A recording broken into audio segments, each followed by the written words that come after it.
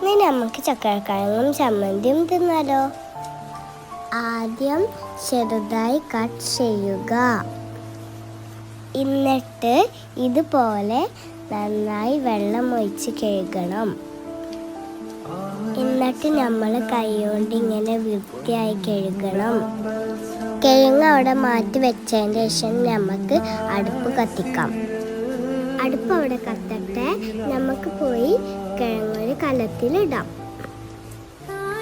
ഇതേപോലെ ചക്കരക്കിഴങ്ങ് ഇട്ടിട്ട് വെള്ളം ഒഴിക്കണം.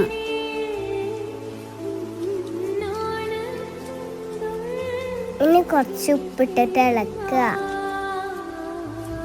ഇനി ഈ കലർത്തിട്ട് അടുപ്പിൽ വെക്കുക. ഇടയ്ക്ക് നമ്മൾക്കൊന്ന് ഇളക്കി കൊടുക്കുക. നന്നായി തിളച്ച് വന്നിട്ടുണ്ട്. ഇനി ചമ്മന്തി, മുളക്, ഉപ്പ്, പുളി, ഉള്ളി നന്നായി ചതക്കുക.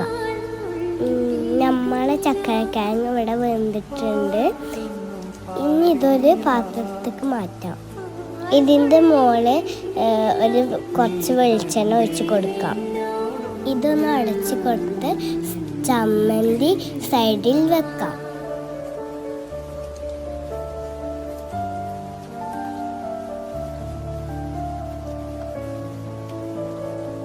ഈ മഴയത്ത് വാഴയിലയിൽ ഇട്ട് കഴിക്കാൻ നല്ല രസമുണ്ടാവും.